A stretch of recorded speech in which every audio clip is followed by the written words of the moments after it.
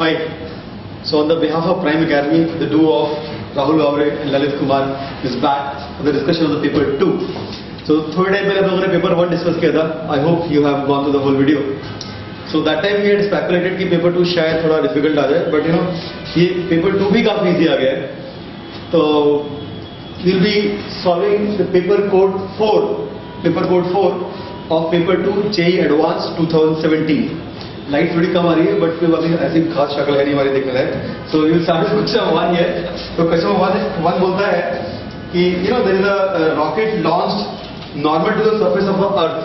ये अर्थ है, इसके सरफेस से एक रॉकेट को लॉन्च किया है and the escape velocity is given to be 11.2. So escape velocity for earth is given to be 11.2 kilometres per second. That goes without saying, मैं बार-बार लिख रहा हूं. अभी पूछता है कि the escape velocity from earth gravity. Okay, question is sun भी दिया, यहाँ पे sun is given. Okay, sun का जो मास है, mass of sun is given to be 3 into 10 to the power 5 times that of mass of earth, and it is 2.5 into 10 to the power 4 away from the earth compared to the radius. Actually radius अगर RE है, radius of earth is RE, so this distance is 2.5 into 10 to the power 4 RE. Now the question is you have to find the escape velocity so that it leaves zone of sun as well. तो देखो क्या होता है, अब मान लो पहले सन को आप इग्नोर करो, ठीक है. तो अर्थ के लिए एस्केप वेलोसिटी निकालनी है, तो what do we do, half of mass of a satellite into velocity p, escape velocity square, minus g mass of earth into mass of the satellite by radius of earth. This should be equal to 0. That is the general normal concept here. So from here we get the value of ve as, इससे हमें velocity of escape velocity क्या आती है, root of 2g mass of earth by radius of earth. But in this situation उसने बोला है कि आपको सन के भी ग्रेविटेशनल फील्ड को स्किप करना है. So we have to go beyond sun gravitational field. तो इसका मतलब है सन का भी फील्ड या सन की पोटेंशियल एनर्जी लेनी पड़ेगी, right. So I do one this, I account for this also. Now अभी velocity escape for sun, then gravitational energy because of earth, and then gravitational energy because of sun. ये सारी की सारी चीजें लेनी पड़ेगी. I hope it is visible. Yeah. So ये क्या था, ये एक्स्ट्रा टर्म आ गया because this consists of the gravitational potential energy because of sun, and this whole thing should be equal to 0. So solving this, we will get Vs equal to root of 2g mass of earth by radius of earth plus 2g mass of sun by radius of sun. अब इसमें से हम लोग root of 2g mass of earth by radius of earth बार common ले लेंगे, fine. and then it comes out to be root of 1 plus the mass of sun is these many times, right, 3 into 10 to the power 5, and the distance of sun is 2.5. I can write it 0.25 to 10 to the power 5 again. So solving this, you will get the answer approximately 42. So 42 kilometers per second. So that is the first question, and I hope it's an average one. It's not very difficult also. Yeah. Question number 2. Yeah. So now we are beginning on with the question 2. Error analysis के ऊपर ये था. This time they did not ask on the vernier calipers, but still a decent question response है. ठीक है. क्या है इसमें, there is some well, okay, and what a person is doing, he has dropped a stone or a ball, and then there is some time taken by that stone to reach the bottom of that well, which is the water surface, and after the sound is traveling in the upward direction, the total time measured by it is equal to t. इन लोगों ने error in measurement of time दिया हुआ था, original length दिया हुआ है, velocity of sound दिया हुआ है, small g पता ही है, और उससे हम लोगों को पता लगाना था what is the error in the measurement of the length. Okay, तो मेथड क्या है, थोड़ा सा ट्रिकी इसलिए था बिकॉज हम नॉर्मली जो कैलकुलेशंस करते हैं उसमें एडिशन नहीं आता है, मल्टीप्लिकेशन वाले फैक्टर्स आया करते थे in the error analysis. So in that case it is more easier to calculate the fractional error, but now the addition formula is there. First of all, तो physics part is time is equal to, ये तो √2L/g time of flight वाली बात आ गई, plus sound के लिए time is distance upon speed, ये हमारा फर्स्ट स्टेप आ गया, ठीक है। उसके बाद सीधे क्या करो, ये पूरा जो एक्सप्रेशन है इसको तुम डी अल्फाबेट से मल्टीप्लाई डिफरेंशिएट कर दिया, ठीक है। तो यहाँ पे क्या आ जाएगा, डी ऑफ टाइम आ जाएगा, यहाँ पे √2/g इज अ कांस्टेंट, फिर l raise to power of half है, उसका derivative half into l raise to half minus 1 which is minus half, और एक dl मल्टीप्लाई हो जाएगा सक्सेसिव डिफरेंशिएशन, ठीक है।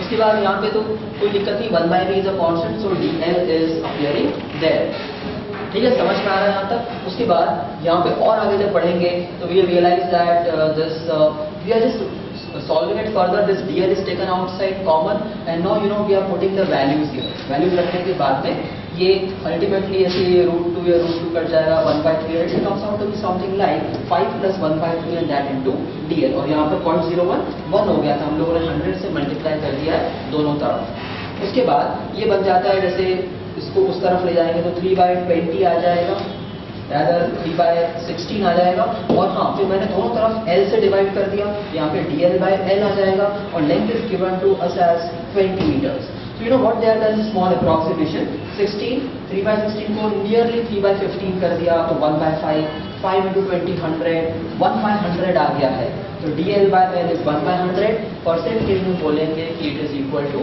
1%, ठीक है। तो वही हमारा ऑप्शन बी आ गया, क्वेश्चन 2 का answer is the option B. Okay, now number 3. So one thing which I have observed in this paper is it is still very much mathematical. इसमें बहुत ज़्यादा फिजिक्स तो नहीं थी डिफिकल्ट, लेकिन पेपर 1 में काफी कुछ ऐसा था कि ज़्यादा मैथ्स नहीं था उसके अंदर. It was more of direct. It was more of straightforward. It was sorry, in paper 1 it was more of straightforward concepts. Fine.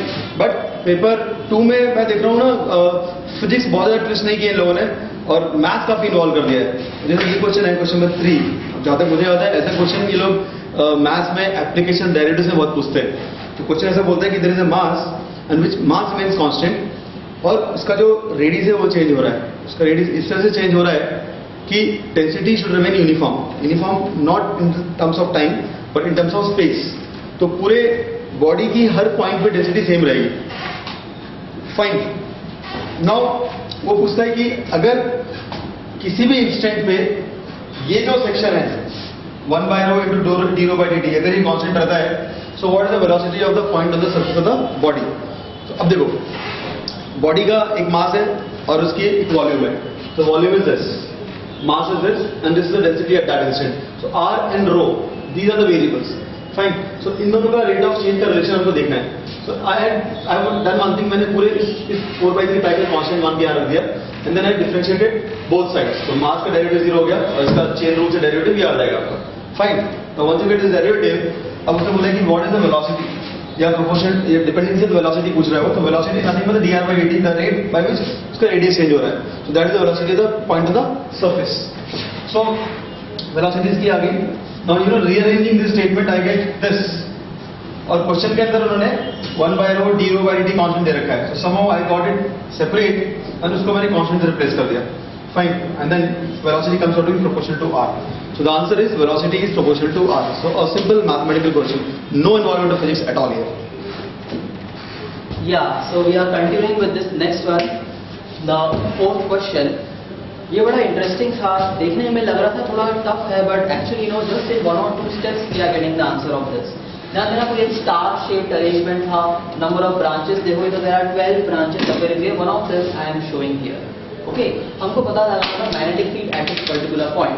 हमारे पास एक फॉर्मूला है, कोई भी वायर सेगमेंट है उससे उसके ऊपर हमने उसके एक्सटेंडेड लाइन सेगमेंट पे अगर हम लोगों ने परपेंडिकुलर ड्रॉप किया तो एक standard formula μ0I/4πr that into sin θ1 plus sin θ. Okay, redrawing the diagram. Yeah, so μ0I/4πr and that into sin θ1 plus sin θ2. ना, that's the basic thing. अच्छा, अब इसमें एक बार जरा नोटिस करो, topmost point and bottommost point, उनके बीच का distance in लोगों ने दिया है कितना हमको, that is 4a. Sir is drawing that part, you all can refer to that diagram also. Topmost point and bottommost point के बीच का डिस्टेंस इज 4a, और यहाँ पे देखो 1 2 3 and 4 ऐसे मान लो, the 4 equilateral triangles are coming there. So one of them will be coming out to be how much, 1/4 of 4a and that is equal to a. तुम क्या करो, बस खाली एक सेगमेंट लो, इसके कारण यहाँ पता लगा लो मैग्नेटिक फील्ड क्या होगा, ध्यान देना, एक्सटेंड करके परपेंडिकुलर ड्रॉप किया, μ0I/4π इनटू डिस्टेंस, ठीक है, डिस्टेंस कितना है, that is equal to a। उसके बाद क्योंकि इसको एक्सटेंड किया गया, इससे फॉर्मूला रहेगा sin 60 and minus of sign of 30 degree. और यही कॉन्ट्रीब्यूशन बाकी सारी वायर्स का भी, किसी भी वायर को देख लो, maybe if you are talking of this wire, तो इसको भी अगर तुम मान लो ऐसे एक्सटेंड करोगे और इस पे ऐसे परपेंडिकुलर ड्रॉप करोगे, you will still realise that the two angles they are 30 degrees and 60 degrees. Same formula is going on appearing and all of them are supporting each other, सबके सब क्रिएट कर रहे हैं magnetic field in the outward direction. सीधे 12 से multiply कर दो, solve कर रहे हैं इसको, sin 60 minus sine of 30 degrees, okay, √3/2 minus 1/2 into 12 कर दिया है ना, तो अल्टीमेटली क्या आंसर आ गया, μ0/4π वैसा ही है, यहाँ पर है √3 माइनस 1 और इंटू 6 का एक फैक्टर यहाँ पर आ चुका है, ठीक है। तो that comes out to be the option B which is mentioned here, okay. So that is the answer of this fourth question. I'll just draw it once again for clean बनाने की कोशिश की है कि this distance is this much away from this angle is 30 degree, this angle is 60 degree, and the formula, direct formula we are using this segment which is h away from this point, and then magnetic field at this point is μ0I/4π this distance into sin theta 2 minus sin theta 1. That's it. It's a straightforward board level problem. Okay, moving on to question number 5. So 5 में से बोला एक regular polygon है, fine, इस regular polygon, अभी उसका जो centre of मास है वो ग्राउंड से h हाइट पर है, it's h height. Now after some time it से topples and this centre of mass goes to the maximum height. तो जब ये टॉपल करेगा और ये मैक्सिमम हाइट पे जाएगा, then in that case what is the change in its potential energy, और what is the then what is the change in the height of the center of mass? तो ये कोई भी शेप हो सकती है, circle, triangle, square, pentagon, hexagon. तो मैंने कोई जनरल फिगर ले लिया और ये h हाइट पर है, राइट। और जब ये टॉपल करेगा तो अभी दिस इज ग्राउंड, अभी आपका ये ग्राउंड लेवल है, दिस इज ग्राउंड, फाइन। जब टॉपल करेगा तो we can say one thing, we can say this is our ground then, right. हम इसको अपना ग्राउंड बोल सकते हैं in that case. I need not draw the figure again, I can simply change the reference. तो मैं ground भी change करता हूँ। So you need to look at it like this. तो आपकी शक्ल पहले ऐसी थी, you looking at like this, पहले आप इसको ऐसे देख रहे थे, और थोड़ा सा आप टिल्ट होकर देखोगे इसको, दैट्स लाइक दिस। तो ये आपका ग्राउंड बन जाता है, राइट। तो जब आप ब्लू वाला ये ग्राउंड बन गया, तो then height of this will be this, right. तो आपकी हाइट ही हो जाएगी, तो आपकी हाइट ही हो जाएगी, सेंटर ऑफ मास की हाइट ग्राउंड से कितनी हो जाएगी। पहले ये ग्राउंड था, सेंटर मास की हाइट ये थी। So you just need to find out the distance, difference in the distance between this and this. तो ये जो एंगल ये कितना हुआ, जो है आपका π/n, assuming it to be n sided polygon, तो ये π/n हो जाएगा, और ये हो जाएगा आपका h sec π/n। So h sec π/n, okay. Initially it was h, so you just need to find this difference, okay, and this comes out to be h into 1 by cos π/n minus 1। मतलब इस question में भी physics का सिर्फ इतना सा involvement है कि what is centre of mass, that's it. So again I believe it's a very simple mathematical question and answer comes out to C. Now next follow, next is mine only, sorry, question number 6। So question number 6 भी ये पूरा math का question है, vector से question है ये। तो जिन्होंने मैथ में टॉपिक पढ़ा हुआ है वेक्टर्स इन 3D, उनके लिए ओरल क्वेश्चन हो जाएगा ये, आपको सबने पढ़ा हुआ है। तो इन this question says that this is vector P, this is vector Q, and so this is vector R। तो उसने बीच में एक और वेक्टर बना दिया ऐसे यहाँ पर S। तो S को इनकी टर्म्स में लिखना है। So no vector S will be equal to vector P plus ये छोटा वाला वेक्टर, छोटा वाला वेक्टर मैं हाईलाइट कर रहा हूँ यहाँ पर, this vector, right, this vector. So ये छोटा वाला वेक्टर जो है that will be some constant, इसमें लिखा हुआ है इस p times r, s equal to vector p plus br। अब r जो है that is q minus p, R is Q minus P. और द क्वेश्चन इज ओवर. बस हो गया सॉल्व क्वेश्चन ये. तो जो आंसर मैच कर लीजिए आप. आंसर से मैच कर रहा है 1 minus B into P vector plus B into Q vector. So again, extremely simple problem, completely mathematical. Yeah. Okay, so we are continuing with the question number 7. An interesting question on the photoelectric effect. ठीक है, हम सबको पता है photoelectric effect का equation क्या होता है कि जो स्ट्राइकिंग फोटोन है उसका एनर्जी है hc by lambda minus the work function phi naught that is equal to the maximum possible kinetic energy of the outgoing electron. तो स्टार्टिंग मैंने वो वाली इक्वेशन लिख दी है. इसमें एक बात ध्यान देना है हम लोगों को, जो हम एरर कर सकते हैं कि इन लोगों ने de Broglie wavelength of the outgoing electron दिया हुआ है, so that is an electron and not a photon. तो हमें करना क्या चाहिए, मान लो मैंने h by lambda d बोल दिया, that is equal to the momentum of the electron. ठीक है, अगर इसको लेंगे मोमेंटम ऑफ अ फोटोन तो उसको इनटू वेलोसिटी ऑफ लाइट करके हमारे पास एनर्जी आ जाएगी and that will not be correct. इसलिए that was the most striking point in this question कि h by lambda d is the momentum of the electron. तो हमें उसको p²/2m जो हम लोग मैकेनिक्स में यूज करते हैं, p²/2m is equal to kinetic energy, तो वो स्क्वायर का फैक्टर यहाँ पे आ जाएगा. ठीक है, so I am getting that hc by lambda minus chi naught is equal to momentum of this electron, उसका square and that by 2m. हमसे ये पूछा गया था कि अगर जो वेवलेंथ है, the wavelength of the incident light, incident photon, उसको मैंने थोड़ा सा चेंज कर दिया बाय डेल्टा लैम्डा, और करस्पॉन्डिंगली जो डी ब्रॉगली वेवलेंथ है लैम्डा डी, उसमें भी एक डेल्टा ऑफ लैम्डा डी का चेंज आ जाएगा. What is this delta lambda D and that divide by delta of lambda, that was the question. तो delta को बहुत स्मॉल मान के हम इसको डिफरेंशिएट कर देते हैं, that's the easiest way of solving this question. तो मैंने क्या कर दिया, देखो d से मल्टीप्लाई कर दिया, यहाँ hc is a constant coming outside. Okay, what I am getting from here is that hc is a constant coming outside, 1 by lambda का derivative minus 1 by lambda square into d lambda. Phi naught work function constant, derivative is 0.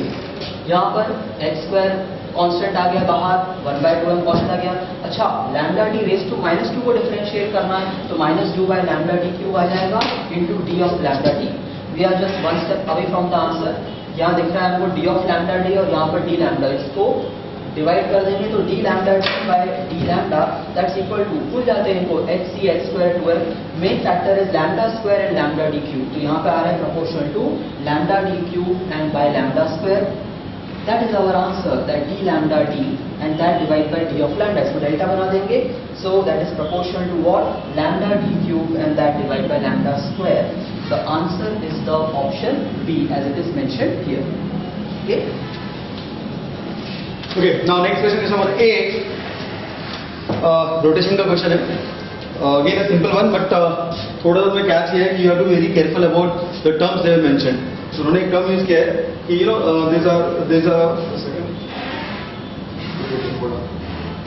yeah, so they use the term wheel of radius r and mass m is placed at the bottom of a fixed set of height r. इसकी height r दे रखी है उन्होंने.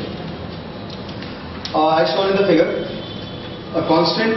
Okay, this is a little higher, but ठीक है, that doesn't make any difference to the part of the problem as such. थोड़ा बड़ा है, but उससे भी खास फर्क नहीं पड़ रहा, नहीं पड़ रहा है, फर्क पड़ रहा है, फर्क पड़ रहा है. So fine. तो ये height r पे है इससे. Now a constant force is applied. तो ये constant force is applied उन्होंने बोला है, उन्होंने first option में बोला है कि if the force F is applied at point P tangentially. तो P पे टेंजेंशियल अप्लाई किया है तो बेसिकली फोर्स ऐसा रहा होगा, राइट. नाउ जब मूव करेगा वो, तो वो फोर्स अभी भी ऊपर के डायरेक्शन में रहना चाहिए, ऊपर के डायरेक्शन में ही रहना चाहिए, बिकॉज इट कांस्टेंट फोर्स. तो force should remain same in terms of magnitude as well direction. Now you apply force F in this direction, right. So अभी इसके जो टॉर्क आएगा, टॉर्क कितना आएगा इस पॉइंट के about P into 2r, right. P force at P1, force at P, let's call it Fp, this into 2r is a torque like this, और mg का टॉर्क एंटी क्लॉकवाइज आएगा, so that will be minus mgr. ये net torque लगने वाला है. Now if it rotates then ये force same लगेगा उसके ऊपर fp. Now again if I find a torque about this point, right. Now again I find torque about this point. So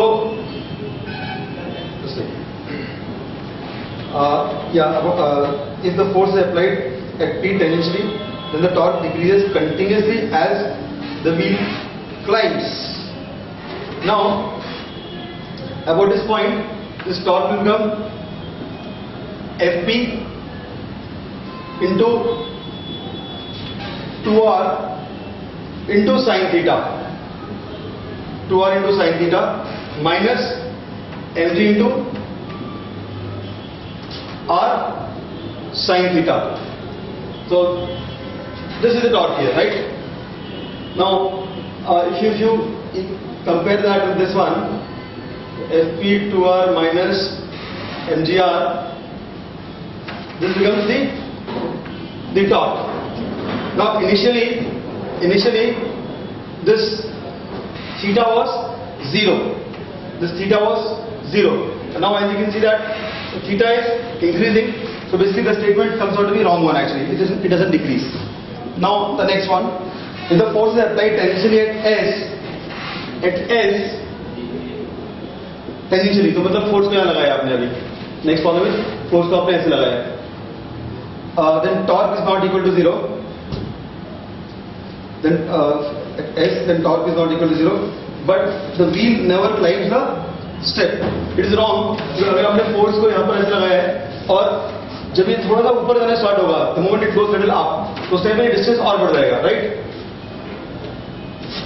So in that case, ये climb कर जाएगा इसके ऊपर. So we can say that because initially the distance is r, तो जैसे ऊपर जाएगा ये डिस्टेंस, ये r से बढ़ के √2 और तक जाएगा. It will keep on increasing. So definitely it will climb. क्योंकि स्टार्टिंग में ये नॉन जीरो टॉर्क है, तो थोड़ा सा ऊपर जाएगा और जैसे ऊपर जाएगा ये टॉर्क का इफेक्ट बढ़ते रहेगा. इन torque will keep on increasing. So it will definitely climb. The third is if the force is applied normal to the circumference at point P, then torque is 0. That's correct. अगर आप इस point पे force अब यहाँ लगाओगे, तो what happen? The normal will keep on increasing. So basically they will be balancing each other, and net torque is 0. And the fourth option is if the force is applied normal to the circumference at point X, then torque is constant. मतलब इस point पे आपने force लगाया है इसकी तरफ, तो बोल रहा है टॉर्क कांस्टेंट है. दैट इज रॉन्ग बिकॉज ये फोर्स इस तरह से है अभी, राइट? तो इस पर्टिकुलर फोर्स का टॉर्क, इस पर्टिकुलर फोर्स का टॉर्क इसके ऊपर कुछ होगा. But when it goes up, तो ये फोर्स जो है ये ऐसा हो जाएगा बिकॉज डायरेक्शन इसका सेम रहेगा, डायरेक्शन सेम रहेगा. But if you start calculating this distance, that keep on changing. So torque is changing actually. So that way only C option is correct. So next is mine. Question number 9. Okay. So in question number 9, there is a rod which is slipping and there is no friction. Question number 9 में एक rod है ऐसे करके और ये slip हो रही है. तो because of the slipping, the lowest point of the rod is getting dragged towards right side. इसका right side में आ रहा है. There is no friction here. Fine. So again it's kind of very routine problem. Rotation के time पर लगभग हर classes में इस question में जरूर कराया गया होगा. तो क्वेश्चन ये बोलता है when the bar makes angle theta, when the bar makes angle theta with the vertical, the displacement of its midpoint from the initial position.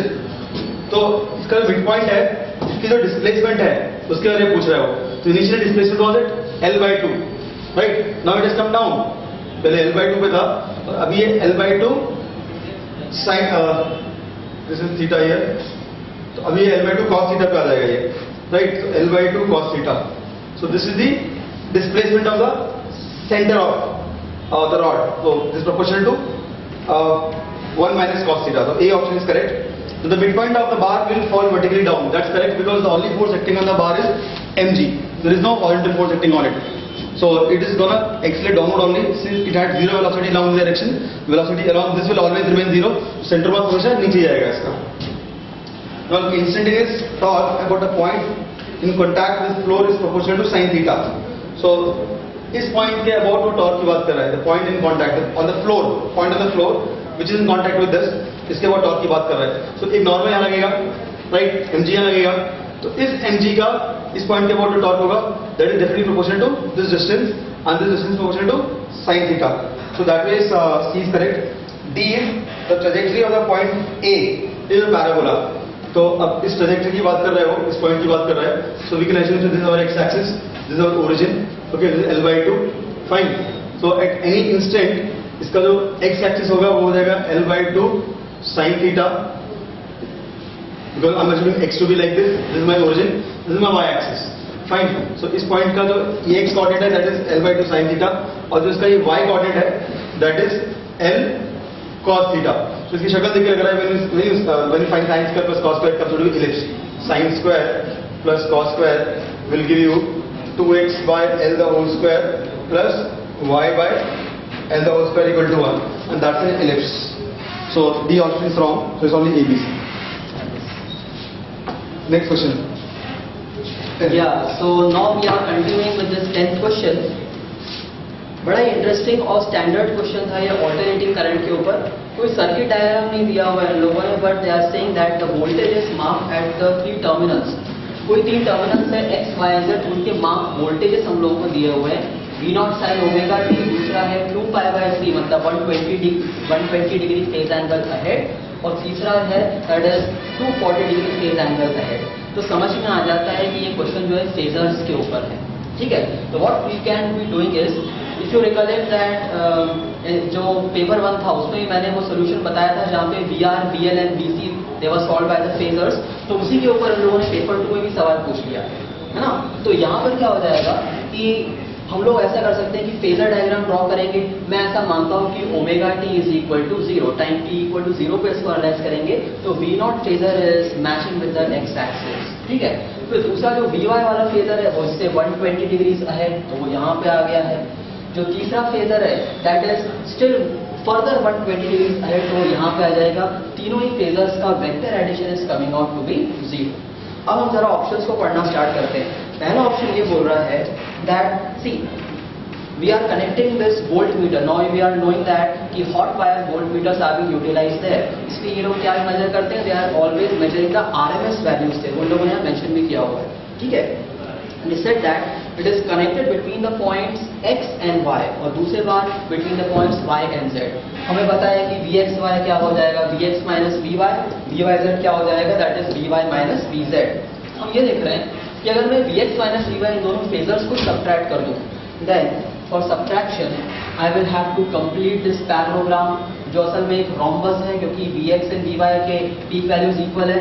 तो अगर मैंने ये डायगोनल ड्रॉ किया होता तो ये एडिशन होता, तो दिस पार्ट इज रॉन्ग। हमें करना है Vx माइनस Vy, तो ये लॉन्गर डायगोनल रहेगा। ये जो मैंने ड्रॉ किया this is longer diagonal rhombus, जहाँ पे कि ये एंगल रहेगा 120 डिग्रीज और ये एंगल 60। उसमें हमको पता ही होता है कि एक डायगोनल साइड लेंथ के बराबर होता है, दूसरा √3 टाइम्स ऑफ साइड लेंथ, इसलिए ये आने वाला है √3 टाइम्स ऑफ V0। तो ध्यान देना Vx माइनस Vy उसकी वैल्यू आ गई √3 टाइम्स ऑफ V0। अगर मैंने Vy माइनस Vz किया होता तो उस समय भी पैरेललोग्राम कंप्लीट करते, वैसा ही रोम्बस आता, तब भी ये वाली डायगोनल आती और आंसर यही होता √3 टाइम्स ऑफ V0। इसलिए पहला ऑप्शन करेक्ट है that the readings of the volt meter will be independent of the choice of the 2 terminals. हम चाहे XY के अक्रॉस पता लगाएं या फिर YZ के अक्रॉस पता लगाएं, किसी के भी अक्रॉस पता लगाएं, हमेशा √3 times of V0 that itself will be the peak value। तो ये एक बात हमें समझ में आ गई, option A is correct, independent of the choice of the 2 terminals. दूसरे, जब मैंने ऑप्शंस बी, सी और डी को पढ़ा तो आई एम फाइंडिंग दैट कि ये सबके सब RMS वैल्यूज के ऊपर है, Vxy, Vyz and again Vxy। तो ठीक है, हमने पीक वैल्यू सबकी पता ही लगा ली है। पीक वैल्यू कितनी है, √3 times of V0।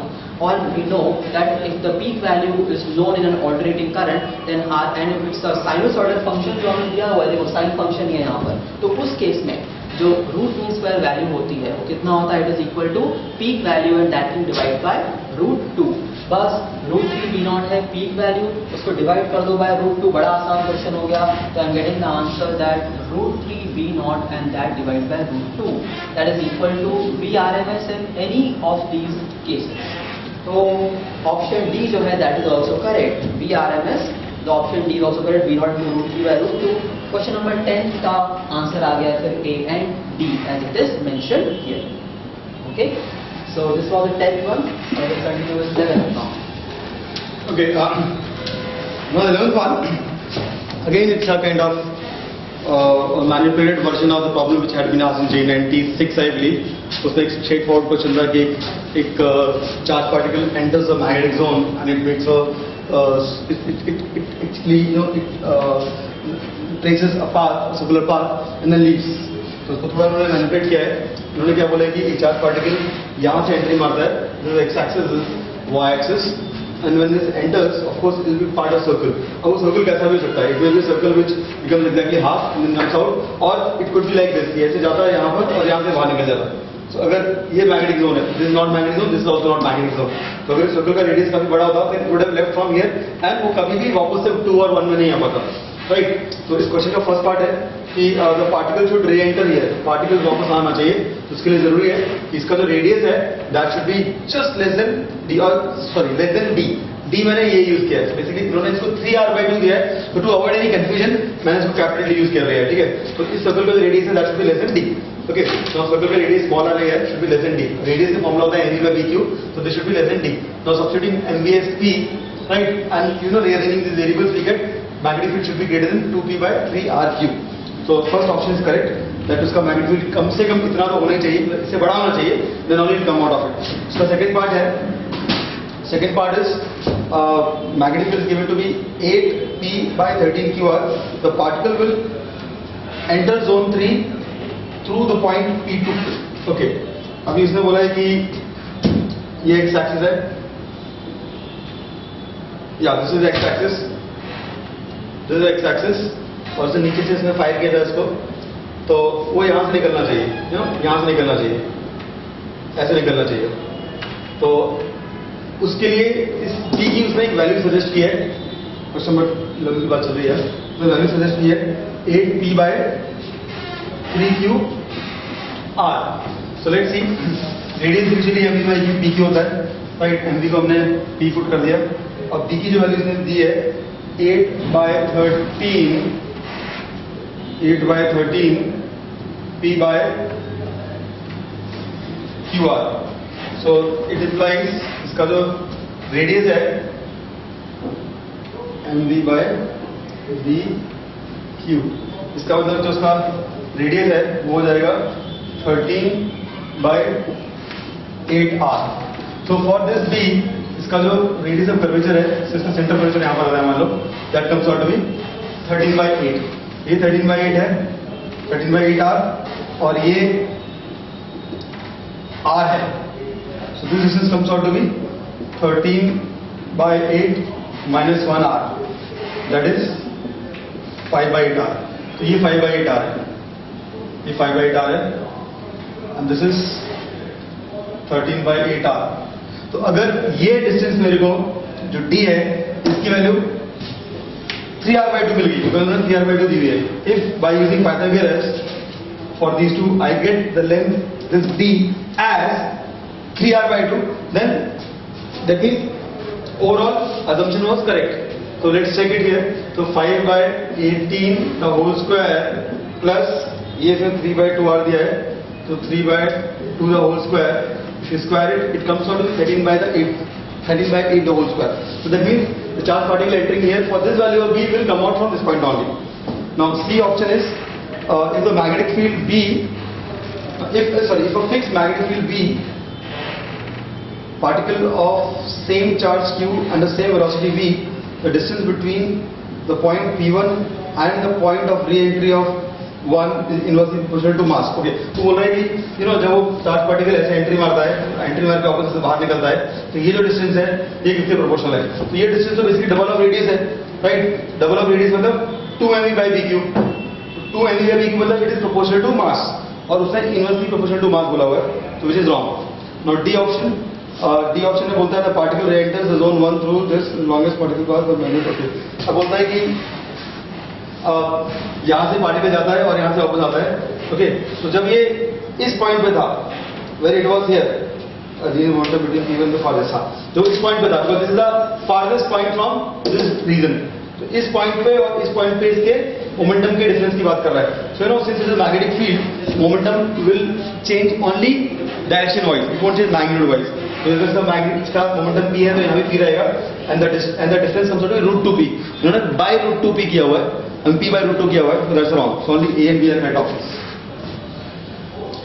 Yeah, so we are continuing with this 12th question. काफी सारे क्वेश्चंस पूछे जा सकते हैं इंटरफेरेंस के ऊपर. तो one of them we have chosen is that the screen is circular in shape, और यहाँ पर S1 S2 यहाँ पे दो सोर्सेस हैं और इनसे एमिट हो रही है लाइट.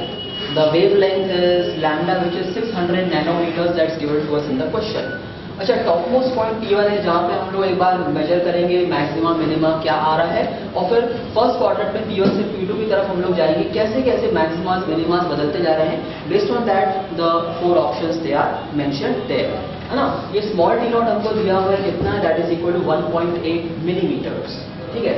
इसमें देखो क्या क्या बातें मैं नोटिस कर सकता हूँ। पहले अगर पॉइंट P1 को देखूंगा, S1 P1 and S2 P1 the path difference is 0, तो वहां पर मैक्सिमा आएगा। और वैसे ही अगर मैं P2 पे देखूंगा तो S1 P2 and minus of S2 P2 the path difference is equal to how much, D naught. तो पहले ये सोचना चाहिए कि D नॉट जो है वो is it like an integral multiple of lambda और there is some change there. तो उसके लिए बड़ा आसान है, मान लेते हैं D naught is equal to some n into lambda, n can be an integer और it can be some fraction. तो हमने n पता लगा लिया D नॉट बाय लैम्डा। मैंने इसको D नॉट नहीं लिखा है क्योंकि हम लोग डी अल्फाबेट को यूज करेंगे डिफरेंशिएशन के लिए, ठीक है। तो D naught by lambda and then 1.8 ten to the minus 3 मैंने लैम्डा से डिवाइड किया, ये आंसर आ गया 3000। इसका मतलब ये है कि 3000 लैम्डा का पार्ट डिफरेंस है, तो P2 पे भी क्या आने वाला है, that will be equal to maxima. Options check करना स्टार्ट करते हैं। ऑप्शन बी है कि at P2 the order of the fringe will be maximum, तो option B is right which we have already found out. Okay, एक option D है उसको पहले देख लेते हैं। The total number of fringes produced between P1 and P2 in the first quadrant is close to 3000। मैं इस ऑप्शन को इसलिए पहले देख रहा हूँ क्योंकि मेरे पास ये n का ऑर्डर 3000 आ गया था और चारों ऑप्शंस में कहीं मुझे 3000 लिखा हुआ नजर आ रहा है, तो I am just checking that part also. सही बात है, P1 पे पार्ट डिफरेंस 0 था और P2 पे 3000 हो गया है, 3000 लैम्डा, मतलब जरूर 3000 number of these maximas must have appeared there. So the option D is also correct. So I am finding out that B and D they are correct, but I have to also check the correctness of A and C, and that's the most important part in this question. C दिया हुआ है a dark spot will be formed at the point P2, तो गलत है, हमने prove ही कर दिया वहाँ पे ब्राइट स्पॉट फॉर्म होने वाला है। Option C is not correct। अब option A, know that was the most interesting one. Option A में ऐसा लिखा हुआ है the angular separation between the two consecutive bright spots decreases as we move from P1 to P2 along the first quadrant। ध्यान देना, मैं यहाँ से यहाँ P1 से P2 ऐसे मूव करते जाऊंगा तो बहुत सारे मैक्सिमास मिनिमास यहाँ पे आते जाने वाले हैं। वो नियरेस्ट मैक्सिमास के बीच का पार्ट डिफरेंस जो है, के बीच में कोई एंगुलर डिफरेंस रहेगा, वो एंगुलर डिफरेंस जो है वो कम होते जा रहा है, बढ़ते जा रहा है, that is something which we have to find out. उसके लिए क्या करते हैं, कोई भी एक जनरल पॉइंट लेंगे यहाँ पर P, एक स्टैंडर्ड अप्रोच है S1 P minus S2 P, तो ये two sides of the triangle are very large as compare to third side जो कि S1 S2 है। तो उस समय हम मेथड क्या करते हैं, सेंट्रल लाइन एक ड्रॉ करेंगे टू हियर, परपेंडिकुलर ड्रॉ करेंगे, पार्ट डिफरेंस आ जाएगा D नॉट cos थीटा। तो यहाँ पे लिखा हुआ है पार्ट डिफरेंस किसी भी जनरल एंगल थीटा के लिए है D नॉट cos थीटा, ठीक है। लेकिन हमें तो change in the path difference calculate करना है और change in this angle theta calculate करना है, इसलिए इसको डिफरेंशिएट कर दो। तो I am getting that D of delta X, यहाँ पे डिफरेंशिएट किया, D naught is a constant, minus of sine theta into D theta we are getting here. ध्यान देना, डी ऑफ डेल्टा एक्स का मतलब है change in the path difference. अगर मैं किसी मैक्सिमा से किसी दूसरे मैक्सिमा पे जाऊंगा, हो सकता है कि अगर यहाँ पर पार्ट डिफरेंस आ रहा होगा लेट अस से 100 लैम्डा, तो यहाँ पे कितना आएगा 101 लैम्डा, बिकॉज अपन 3000 लैम्डा की तरफ मूव कर रहे हैं। तो ये डी ऑफ डेल्टा एक्स कितना है, that is equal to let us say 100 lambda और 101 लैम्डा सब्ट्रैक्ट करेंगे तो 1 लैम्डा ही आने वाला है, तो ये कांस्टेंट आ गया, that is equal to what 1 lambda itself, D of delta X. तो हमको डी थीटा पता लगाना है, that is 1 lambda divide by minus D naught into sine theta. तो हम देख सकते हैं कि जो डी ऑफ थीटा किस पे डिपेंड करने वाला है, it is 1 by sine theta, उसके प्रोपोर्शनल है। जब थीटा 90 डिग्रीज है तो डिनोमिनेटर 1, मतलब डी थीटा काफी छोटा है। उसके बाद जब थीटा 0 डिग्री आ गया है तो साइन 0 0, मतलब डी थीटा काफी बड़ा आ जाएगा। तो ultimately D theta is going on increasing as I am going from P1 to P2। इन लोगों ने एकदम उल्टा किया है ऑप्शन ए में, that as we are going from P1 to P2 the distance between the two consecutive bright spots, है ना, मतलब वही मैंने डी ऑफ डेल्टा एक्स को 1 लैम्डा लिया था, consecutive bright spots that is going on decreasing and that part is not correct, it is going on actually increasing। इसलिए हमारे जो राइट ऑप्शन है that is B and D as it is written here for the 12th question। Okay, question 13, the charge q is kept outside the hemisphere. Now the couple of options. The circumference of the flat surface is an equipotential. अब इस chart से सारे के सारे point जो है equidistant पे हैं, तो इस रिंग पे आएंगे. तो yes, first option is correct, they are equipotential since they are equidistant from the charge. तो सबका पोटेंशियल निकाल सकते हैं हम लोग k q by root 2r. Okay, now the component of the electric field normal to the flat surface is constant over the surface. तो मतलब बोल रहा है कि जो इलेक्ट्रिक फील्ड यहाँ पर है उसका ये जो कंपोनेंट है, जो इलेक्ट्रिक फील्ड यहाँ पर है उसका ये कंपोनेंट है वो बराबर होंगे. That's obviously wrong because as you go towards this component as well as the field keeps on increasing. So B is correct, B is wrong. C, the flux through the curve and the flat surface is q by epsilon naught. So the flux through the curve and the flat, अगर इसे curve भी रखा हो flat भी रखा हो तो total flux इसमें से बाहर जाने वाला जीरो होगा because you know charge is outside. So q by epsilon is wrong option. Now the last option is electric flux passing through the curved surface of the hemisphere. तो ये जो curve surface है इतना, इससे कितना flux आएगा? तो इसके लिए वो सिंपल सा ऑप्शन ही होता है. मान लो वैसे आपके पास एक ऐसे एक हेमिस्फीयर है, चार्ज भी यहाँ पर है, तो इससे उतना ही फ्लक्स आएगा जितना इस डिस्क से आएगा. I hope it is clear because it is nothing but the count of these line of forces. तो लाइन ऑफ फोर्स जितनी इसके थ्रू जाएगी उतनी इसके थ्रू जाएगी. The charges here same goes with the charges here. तो यहाँ पर चार्ज रखा हुआ है, तो यहाँ पर जब चार्ज रखा हुआ है तो इन दैट केस चार्ज यहाँ रखा हुआ है आपने और ये आपका हेमिस्फीयर है, तो इससे इस कर्व पार्ट से उतनी लाइट आएंगी जितनी इस डिस्क से आएंगी. So we can ignore this curve part completely and we can look at the disc here. तो डिस्क के बारे में बहुत अच्छी तरह पता है. If this is a disc and in charge q, the total flux coming out of charge q is q by epsilon naught, right. d q by epsilon जो है ये पूरा 3D में गया होता है. आई मीन सॉरी 3D मतलब 4 pi टेरिडियन में फैला होता है. Talking in terms of solid angle. So this q by epsilon naught gets scattered in this 4 pi टेरिडियन and this disk is subtending some omega angle. So by the fundamentals of unitary method we can say omega by 4 pi equal to into this is the flux.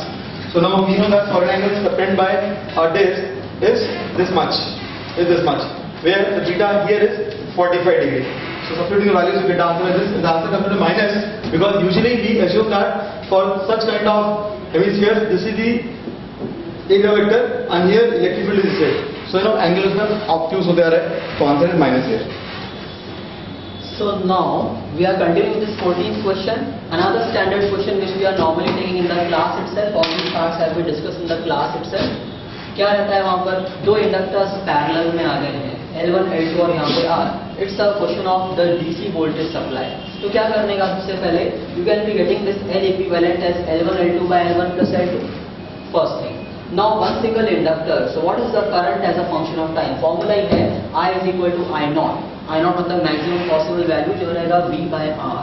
And that time का what is 1 minus e raised to power of minus t by tau. तो minus t by L. हाँ, और L याद रखना, L है L1 L2 upon L1 plus L2. ठीक है, ये तो एक बात हो गई टोटल करंट के बारे में. दूसरा बात, ये I1 I2 यहाँ से दोनों पास हो रहे हैं, तो I know that the potential difference across the two inductors are same. So I can say that minus L1 di1 by dt is equal to minus L2 di2 by dt. dt and dt strike out अगर मैं इसको integrate करूंगा तो di1 di2 दोनों change होकर के integrate होकर के I1 I2 बन जाएंगे. तो ऐसा फॉर्मूला आ गया कि L1 I1 is equal to L2 I2. तो ये बात समझ में आ रही है कि I1 by I2 is equal to L2 by L1. ठीक है. दूसरा ये भी है कि I1 plus I2 is equal to I. दोनों को अगर मैं साइमल्टेनियसली सॉल्व करूंगा सो आई गेट दिस आंसर कि I1 is equal to I times of L2 by L1 plus L2 and I2 is equal to I into L1 by L1 plus L2. Interesting बात यह है कि हर एक इंस्टेंट पे valid रहता है. हालांकि इन लोगों ने हमसे पूछा हुआ है only after a very long time. अब इनके ऑप्शंस पढ़ना स्टार्ट करते हैं. पहला option at t equal to 0 the current through the resistance is V by R. रखो यहाँ t equal to 0, e raised to 0 is 1. No, the answer is not correct because at time t equal to 0 the current is 0. सही बात है, inductor बहुत sudden changes current में allow नहीं करते हैं. उसके बाद option B, the ratio of the currents through the inductor L1 and L2 is fixed at all the times. मैंने यहाँ बता ही दिया कि हर एक इंस्टेंट पे ये वैलिड है. I1 by I2 is equal to L2 by L1, इसलिए option B is correct. Okay, then the option C and D, that is after a long time. तो जो मैंने आंसर बताया हुआ है यहाँ रख दो आफ्टर अ लॉन्ग टाइम. तो e raised to power of minus infinite 0 हो जाएगा. After a long time current की टोटल वैल्यू कितनी है? It is equal to V by R. तो V by R into L2 by L1 plus L2 वो I1 रहेगा. ठीक है, तो वो उन लोगों ने ऑप्शन डी में दिया हुआ है विच इज करेक्ट. और वैसे ही V by R into L1 by L1 plus L2 वो I2 रहेगा, and that is something which they have given as correct for the option C. Okay, so options B, C and D as mentioned here. Okay, options B, C and D, they are correct. So that was solution of the 14th question. Okay, now question number 15, 16. 16 ज़्यादा easy लग रहा है मेरे को, तो I'll do 16 first because of comprehension के. Question goes like this: there's a battery, there's a capacitor, the resistance. The battery को switch on किया, the charge will start flowing and this will start getting charged. तो अब इसमें से कितना heat dissipate हो रहा है इसकी बात कर रहा है. Heat dissipate across this is equal to work done by this minus energy stored in this. Right? Obvious बात है ना, इसने कुछ work किया है, उसका कुछ portion इसमें store हो गया है और कुछ heat निकल गया है. Fine. So heat dissipated will be equal to what? Work done by cell minus energy stored in capacitor. तो अब फाइनली होने ही वाला है कि स्टेडी स्टेट पे जो CV0 चार्ज आ जाएगा. तो CV0 चार्ज आया है तो कितना वर्क करेगा? Charge into V0. Charge into V0 is the work done by the cell and this is the energy stored in the capacitor. The difference comes out to be half CV0 square which is nothing but the energy stored in the capacitor only. इसका मतलब ये हुआ कि heat जितना resistance से निकलेगी उतना ही capacitor में स्टोर होगी. Anyway it's a very standard concept. जब कैपेसिटर पढ़ाया जाता है तो शायद फर्स्ट लेक्चर में ये पॉइंट क्लास में लिखवाया भी जाता है कि एनर्जी इससे जितनी निकलेगी इक्वल टू एनर्जी इतनी स्टोर होगी. Anyways now let's look at the second part of the problem. Second part में बोलता है कि ये जो बैटरी है ये V0/3 की है. This battery is of V0/3. Fine. और जब ये पूरा चार्ज हो जाएगा तो इस बैटरी को 2V0/3 कर दिया जाएगा. फिर इसमें और चार्ज हो जाएगा, फिर बैटरी को V0 कर दिया जाएगा. फाइन. तो बेसिकली हो ये रहा है कि V0/3 से बढ़ के 2V0/3 से बढ़ के ये V0 हो रहा है. तो इट्स इंक्रीजिंग. बैटरी का स्ट्रेंथ बढ़ते आ रहा है. फाइन. तो इस क्वेश्चन को सॉल्व करने के लिए अब उसने पूछा क्या है फाइनली, कितनी एनर्जी डिसिपेट होगी सेल में. तो एनर्जी डिसिपेटेड इन रेजिस्टर में, energy dissipated resistor equal to work done by cell minus energy stored in capacitor. Right. तो इसमें 3 स्टेप्स हैं. पहला स्टेप जब V0/3 था तो इसने कितना वर्क किया है? V0/3 इंटू CV0/3 इतना वर्क किया है. और बैटरी सॉरी या इसने वो यहाँ लिखा था मेरे को ये V0/3 into CV0/3. So this is the work done by this cell. और इसमें एनर्जी कितनी स्टोर हुई है? Half CV0/3 the whole square. So ये हो सकते हैं ED first step. Now second step मतलब जब अपने V0/3 से 2V0/3 की बैटरी को चेंज कर दिया.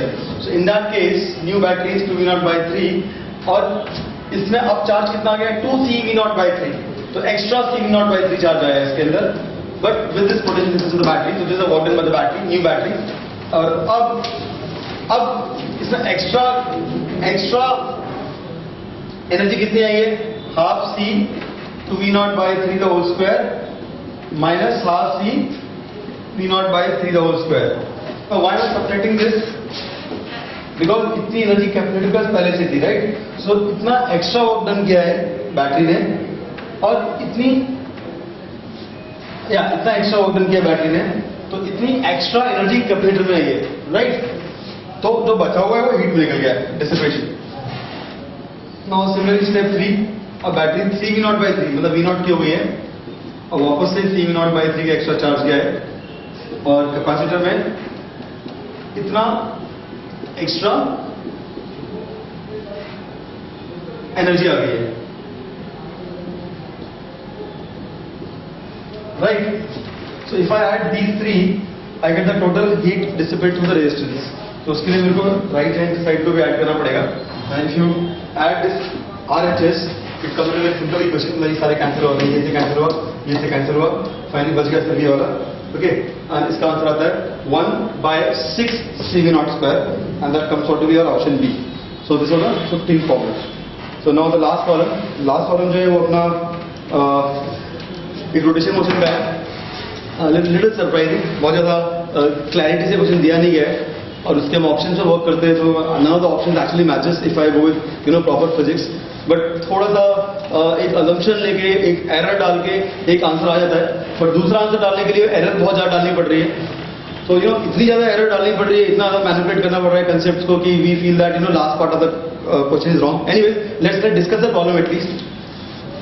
So उसमें कुछ क्वेश्चन ऐसा है कि इट इज अ रिंग एक रिंग है और रिंग को आप ऐसे हाथ से घुमा रहे हो ऐसे करके, राइट? सो जो फिंगर है, finger will always be confined in this zone. जो हमारी फिंगर है वो हमेशा छोटे सर्कल के अराउंड घूमती रहेगी, राइट? मान लो हमारी फिंगर यहाँ पर है, जब फिंगर यहाँ पर है तो उस टाइम पर ये जो रिंग है ये राइट साइड में रहेगी, तो we are actually pushing it towards this way. हम इसको यहाँ पुश कर रहे हैं तो नॉर्मल इसको यहाँ लगा होगा उस टाइम पर, fine. And this normal become the centrifugal force for the bigger ring. Now उसको सर ने जो सॉल्व किया हुआ है, So I'll just continue explaining it further. So you know, as the figure they have mentioned there, तो side में उन लोगों ने ड्रॉ किया है कि मान लो रिंग ऐसे ऐसे रोटेट कर रही है और यहाँ पर उन लोगों ने ड्रॉ किया है the finger which is moving on the surface of a cone. वो जो कोन का जो वर्टेक्स से जो स्ट्रेट लाइन पास हो रही थी that is just point C, उसी का टॉप व्यू यहाँ पर ड्रॉ किया हुआ है। So you know what happens is actually when the finger is turned like this, the contact point actually what it should be between the ring and this, the contact like normal ring should be acting at some angle of theta from the horizontal. This angle theta is same as the angle which is made by this the surface on which this finger is moving. Okay, so that half angle of this cone and this one, these theta, they are coming out to be the same. तो मेरे हिसाब से इसमें जो हमें activity draw करना चाहिए था may be in the non inertial reference frame, तो उसमें क्या करना चाहिए, दैट इज एक तो mg एक्ट करेगा डाउनवर्ड डायरेक्शन में, ये पूरा रिंग है having mass 7 radius capital R, और यहाँ पर n एक्ट कर रहा है दिस डायरेक्शन और mu n is acting in this particular direction. यहाँ पे म्यू n का एंगल आ रहा है 90 minus theta from the horizontal. ठीक है, एक और इंटरेस्टिंग बात नोटिस करेंगे, जैसे सर बता ही रहे थे कि यहाँ पे जैसे फिंगर यहाँ पे मूव करती जाएगी वैसे वैसे रिंग भी टर्न करते जाएगा। When the finger will be moving from left to right, so this ring must have turned by an angle of 180 degrees. इसलिए जो भी angular velocity of the finger है वही रहेगी angular velocity of this ring. But the interesting part is that the instantaneous axis of rotation is the point C and not this one. And that can be explained in this way that this was the initial position there. After some time, maybe when the ring will, let us say the finger has reached up to this particular position. So in that case, this will be the position of the ring. This point O has reached up to somewhere here. तो जो हमें line दिखाई दे रहा है finger और centre of the ring के बीच में, वो अभी फिंगर यहाँ पे सेंटर ऑफ द रिंग यहाँ पे आ चुका है, तो पॉइंट सी जो दिया हुआ है यहाँ पे दैट रिमेन्स एज कांस्टेंट और उसके अबाउट ही पूरा सर्कुलर मोशन चल रहा है। Point C is the instantaneous axis of rotation. ठीक है, तो पॉइंट सी और O के बीच का डिस्टेंस कितना है, that is equal to capital R minus small r। इसीलिए जब हम इसमें सेंट्रीफ्यूगल फोर्स लिख रहे हैं तो n into omega naught square, omega naught क्यों लिखा, क्योंकि रिंग का भी ओमेगा नॉट वही है जो कि फिंगर के लिए ओमेगा है, और यहाँ पे capital R minus small r लिख दिया क्योंकि भले ही फिंगर जो है वो यहाँ पर टच कर रही है इस रिंग को, लेकिन जो इंस्टेंटेनियस एक्सिस ऑफ रोटेशन है वो तो पॉइंट C है, तो वहाँ का डिस्टेंस कितना है, equal to capital R minus small r। Okay, so I'm getting from here in the everybody this is the centrifugal force in the outward direction, ये mg और यहाँ पर n और यहाँ पर mu n। ठीक है, तो ये बड़ा जरूरी है कि n को इस प्रकार से रखना है, अदरवाइज अगर थीटा को जीरो कर दिया तो टॉर्क बैलेंस यहाँ पर नहीं हो रही है। But still if you want to write down actually the equation it has got to be like this, forces balancing along the horizontal है ना, तो n cos theta plus mu n sin theta is m omega naught square into capital R minus small r। ठीक है, और वैसे ही यहाँ पर फिर लेट अस से mu n cos थीटा ऊपर और माइनस कर दो n sin theta equal to mg। तीसरा ध्यान देना यहाँ पे torque equation about the centre of mass, ताकि mg और m omega naught square r minus r का टॉर्क जीरो आ जाएगा। तो कैपिटल N को ऐसे मैंने प्रोड्यूस कर दिया, उस पर ऐसा परपेंडिकुलर ड्रॉ किया, line of action of force से परपेंडिकुलर डिस्टेंस ये कैपिटल R है, तो ये वाला एंगल भी थीटा है, तो it comes out to be capital R sine theta, वही लिखा हुआ है यहाँ पे n into capital R sine theta that's equal to, फिर म्यू n को ऐसे आगे मैंने प्रोड्यूस कर दिया, उस पर परपेंडिकुलर ड्रॉ कर दिया, तो ये वाला एंगल 90 माइनस थीटा है, तो R into sine 90 minus theta हो गया है R cos theta, this length is R cos theta. ठीक है, तो बस इन दोनों टॉर्क को इक्वेट कर देंगे, उससे इन तीनों को सॉल्व करके हमें असल में आंसर कैलकुलेट करना चाहिए। But what they have done is they have taken this theta as 0। मैंने सॉल्व कर दिया actually, I think that they have assumed that ये नॉर्मल यहाँ लगना चाहिए, which is actually not right. We can always debate about this, but ठीक है, जो आंसर अगर मैच कराना है, anyways 4th of June को they will be releasing answer की, so I am speculating that they will be giving this answer which is not technically correct, कि normal यहाँ पर है, mu1 ऊपर लग रहा होगा, mg नीचे लग रहा होगा, so the normal is providing the complete centripetal force, so normal comes out to be this much, and since you are expecting the limiting case of mu1 equal to mg, and that comes out to be this, तो ये आप इनका match कर तो रहा है, but ये जबरदस्ती वाला आंसर है। और same goes with total to kinetic energy also. I just tell about the kinetic energy. अगर मान लो मैं kinetic पता लगाऊं, एक फॉर्मूला है half ICM omega square plus half m v square, तो सीधे half into IB into omega square, तो सीधे ऐसे कर देना half and that into the moment of inertia is equal to mr square about the centre of mass plus m into should be capital R minus R the whole square parallel theorem, तो half into IP and that into omega naught square. असल में ये होना चाहिए the total kinetic energy of this ring. But it's not matching. It's not matching. They are somewhere made smaller, tending towards zero match करा, but it's not correct. Anyway, so overall paper was easy, barring one question which was not difficult but little ambiguous actually. So if I just would like to add one more thing, many of these questions are very much trendy. As far as I remember, in our crash course only, that is 3 or 4 days before the JEE exam, we had taken more or less 4 to 5 such as it is questions, and luckily most of our students of Prime Academy could solve them without much of calculation there. So I believe you have done pretty well here, and best of luck for that. Bye. Yeah, all the best to everyone.